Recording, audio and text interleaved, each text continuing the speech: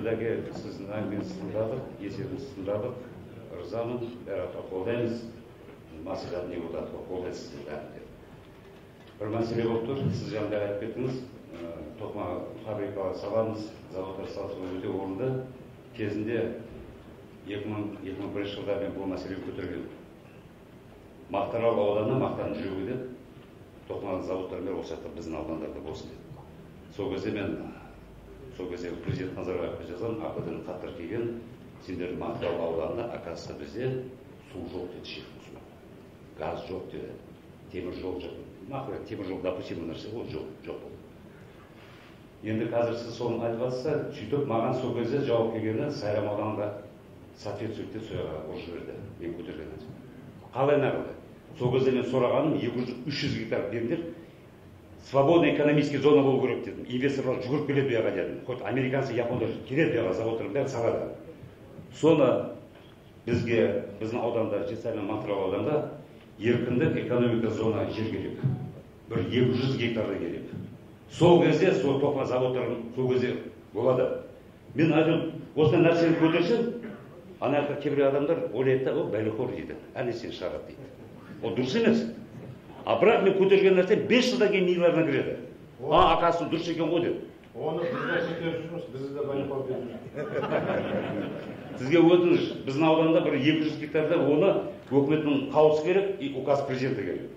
Соны ұсыныс берсеңіздер. Сол кезде бәрі шешіледі. Екінші мәселе көтеріп жатқан су мәселесі қазір ағын су. Қазір мақтан бәрі гүлдеп тұр, су жоқ. Мына көршілер жөнделіп бермей жатыр ма, шешілмей жатыр. Мен уже қанша болып көтеріп жатқанына. Бұл батхоз дегендер бар, батхоз. Мен екі министрмен де сөйлестім. Ана қасына отқандардың маман емес дедім. Мұғалім, хирург, врач, өте солар жинап аласыңдар дедім. Инженер гидротехник жоқ. Маман жоқ. Олар Кубаметің не екенді білмейді олар. Келетті, тала көрді, машқаны алып келіп. Маман емес.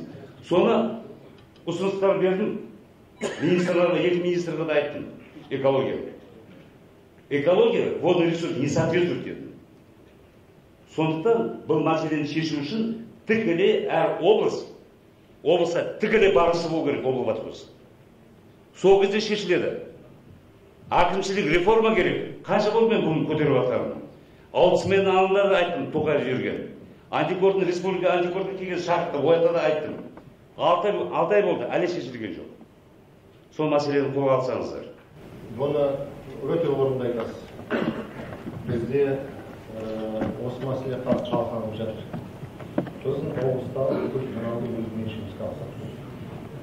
Себебі тұрғындар біздікі, ал каналдың меншігі ана жақта басқа министрліктен. Сондықтан әртүрлі жағдай болды. Қазір міне бірінші бастамасы басталды. Біз ана тұқым институтын алып отырмыз. Қазір Семеновский институты. Оған ғана түске дейін барып қарап шықтым. Келешекте біз соларды синхроздарды байланыстырып, ары қарай осы шаруалармен бірге байланыстырып боламыз. Екінші кезекте біз шиттің бәрін турлап аламыз деп оған атсалысып отырмыз. Және де қазір қараған мәселе көтеріліп жатқан орталықта өздері де қарап отыр. Бірақ біз оны әбден есебін санап алып, содан кейін келісім береміз бізде. Қазірден бізге жүктеп беріп жіберсе, не канал істелмеген, не жұмыс бітпеген, тағы басқа, бірақ біз оны келісіп береміз. Егер алатын болсақ, біз оны бюджетіне алып. Бюджеті болмаса, біздің облыстың өзінің бюджеті жетпейді. Біздің табысымыз мына Жетісай ауданы сияқты 10%-ына жетпейді өзі шығарған. Сол сияқты. Сонда есебін алып, біз қарастырып қазір есебін санап отыр оларда. Сол комитет водный ресурстан біздің өзіміздің облыстағы каналды Қарағастан бізге берілмесі. Ол жұмыс барысында бірақ есебіне біраз уақыт керек оны. Қарайды, тек қана біздің облысымыз жоқ, бұл Қазақстан бойынша болады ғой, болатын мысалы. Сол мәселені айтып отырмыз. Тоқыма кластерін айтып отырғанымыз, біз оны айту керекпіз, және де біраз көп уақыт алады ол. Ол бір күнде жасалынатын нәрсе емес. Өйткені ол жерде әрбір былай сөзбен айтсаң жеңіл ғой. Егер де инвесторлар келу керек болған, өз ақшасын салу керек. Сіздерді арнайсыланып бір үй алам десеңіз, машина алам десеңіз, 100 рет тексеріп аласыздар ғой. Машина цветі қандай, ұрылған ба, ұрылмаған ба, бұл анау деген сияқты өз ақшасын салам деген адам ол рискке барады, тәуекелге барады.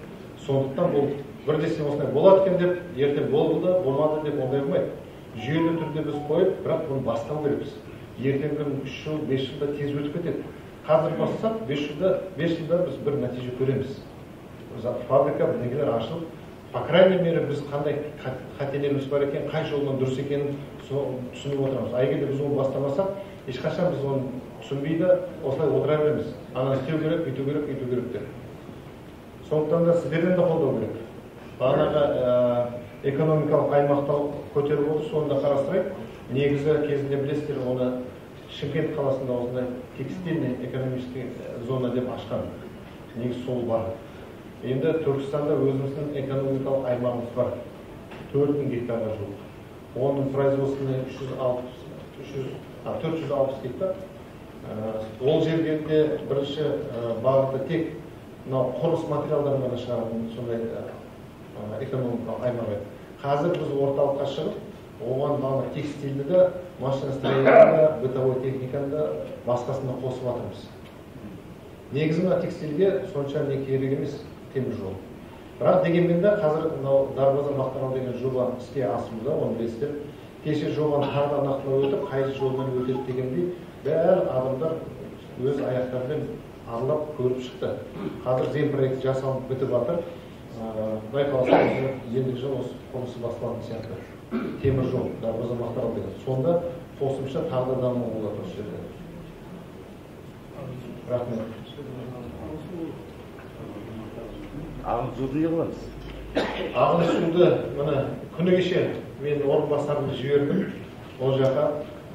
Және де мынау біздің үкіметіміздің премьер-министрді бақылауға алып отыр. Өзбекстан премьер-министрімен келіссөзге жүріп, ол жерде қазір бізде Достық каналда 80 кубке дейін келіп отыр. Қазір секундда. Сырдарияны қазір 100 қанша көтеріп? 150-ге жетті. Сырдарияда да бізде 1 миллиард 300-ден астам ғана, 300 миллионнан астам ғана қазір қалып отыр. Ода хранилищемізде. Ол да ертең күні ары қарай біз жібере берсек, ертең ол төмендеп кетеді, оның ауыз судың проблемасы болып қалуы мүмкін. Сол екі мәселе бойынша біз сөйлесіп отырмыз. Ол жерде де тапшы. Себебі бізде су келетін білесіздер, анау Қырғызстаннан. Ол жерде водохранилище былтырғы қарағанда 2 миллиардтан астам кем жиналған. Себебі оларда мынау электроэнергия тапшысы бар. Қыстың күні электроэнергия көп қажет ететін болғаннан кейін олар қыстың күні суды ағызып отыр жинамай. Олар өзін ойлайды ғой, біз емес. Бізді айттық көрсем, қыстың күні су көп болды. Шардарамыз, көктем шықпай 5 миллиард толып қалды. Анау Көксарайымыз солай толып қалды. Не себептен? Өйткені олар электроэнергияны шығарамыз деп суды тастап отыр. Ал жаз басталған кезде ол жерде судың деңгейі төмен болып қалды. Қазір енді олар сол суды қайтып жинайық, қыста бізде проблема болады деп тағы да жауап болып отыр. Ол енді үкіметаралық келісімдер жасалып отыр. Бірақ Өзбекстан тарапы бізде қыстың күні келісім неге хаттама қол қойғанбыз, сол хаттамасының аясында бізге 80 кубты беріп отыр. Қазір 33 кубке түсіп кеткен еді біздің Сырдариямыз. Оны 150 кубке қазір бүгін көтерілді. Кеше 70 еді, бүгін 150 көтерілді. Әрине, бірақ бізде бір үлкен проблема бар, білесіздер, границаға кіргені 150, бірақ Шардараға бір 30 шақырым бар. Су қоймасына дейін, соның арасында да 150 тура Шардараға келіп түспейді, одан төмен түсіп кетеді. Өйткені мына жақта фильтрация болады, мына жақта үлкен полиларға шығып кетеді, және сол себебінен сәл кемде түседі. Оған біраз уақыт керек, 150 келген екен. Жағдай сондай. Жалпы біз мынау үнемдеуге көшу керекпіз. Үнемдеуге. Бағана Мақтааралдың әкімі таң алып айтып отыр, біз Қытайға барғанда айдалады, бәр жерде мақта еккен, бәр жерде өсіп тұр, бірақ канал көрмейді. Сонда қарасам бір шетінде бір ғана канал өткен, сол каналдан алып тамшылап суғарады екен бәрі дейді. Біз сияқты мына жағында канал, мына жағында канал ондай жоқ. Біз соған өту керекпіз. Үнемдеу керекпіз, бетондау керекпіз әрине каналдарды. Одан кейін ары қарай тамшылап суғаруға сондай неге әдіс өту керекпіз.